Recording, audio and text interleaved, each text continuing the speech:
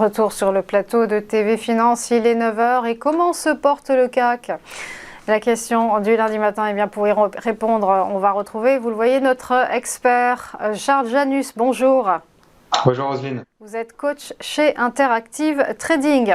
Alors, l'indice parisien a mal terminé la semaine écoulée. Maintenant, le cap met butant sur sa résistance. Résultat, moins 1,4% de perdu en perf hebdomadaire. La faute à un excès d'optimisme peut-être? Alors oui, on va voir si les investisseurs vont garder leur optimisme, alors que demain on attend une statistique très importante aux États-Unis, une statistique d'inflation qui ressortira à 14h30. On n'aura pas d'actualité macroéconomique d'ici là, donc vraiment ce sera le point d'orgue de cette semaine, demain 14h30, et on verra si les investisseurs sont toujours optimistes, puisqu'on parle toujours encore pour l'instant de désinflation, mais on doit venir le confirmer avec des statistiques macroéconomiques. Donc demain, 14h30, rendez-vous important pour tous les investisseurs en Europe comme aux États-Unis. C'est vraiment la statistique à suivre cette semaine. Sur le plan microéconomique, encore des statistiques pour les sociétés américaines qui vont sortir encore aujourd'hui et dans les prochains jours, mais aussi, surtout pour le CAC 40. On va avoir des gros dossiers de la cote qui vont publier encore Kering, Air Liquide, Airbus, Michelin. Donc voilà, dans des secteurs différents. Donc beaucoup d'actualités microéconomiques à suivre pour les investisseurs sur la place de Paris. Mais attention, un événement important aussi à prendre en compte, c'est la saisonnalité qui va devenir moins favorable pour les prochains jours et les prochaines semaines.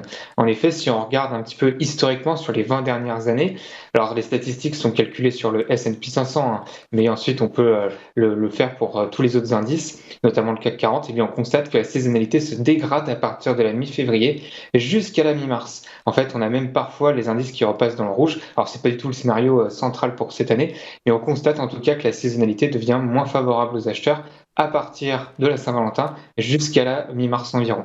Donc attention, ce biais acheteur, cet optimisme entre les statistiques plus à côté la saisonnalité qui se dégrade devrait normalement calmer l'ardeur et l'optimisme des opérateurs sur les marchés.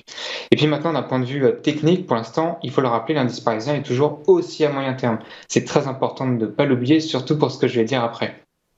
Maintenant, si on regarde un petit peu plus à court terme, en revanche, on peut avoir ce biais baissier pour les raisons que j'ai rappelées jusqu'à présent. Et puis également, ne serait-ce que techniquement, on peut regarder que les bougies rouges sont de plus en plus nombreuses sur l'indice CAC 40, qu'elles ont des corps un peu plus importants qu'auparavant.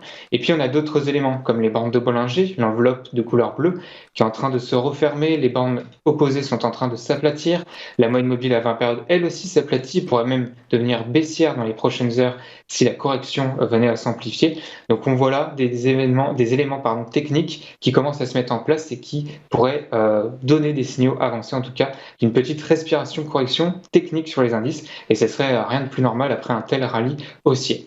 En revanche, attention, je le rappelle, le biais, il reste toujours acheteur à moyen terme.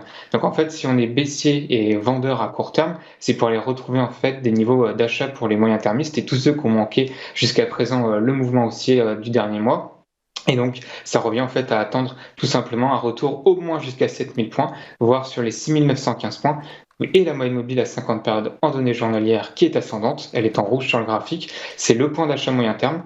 Donc, on peut faire des ventes jusqu'à ce niveau-là, mais à partir de ce niveau-là, court-termistes et moyen-termistes pourront reprendre dans le sens de la tendance des biais acheteurs et à la hausse. Voilà. Mais pour l'instant, prudence alors qu'on attend les statistiques d'inflation et qu'une correction semble vouloir se mettre en place, ne serait-ce que techniquement.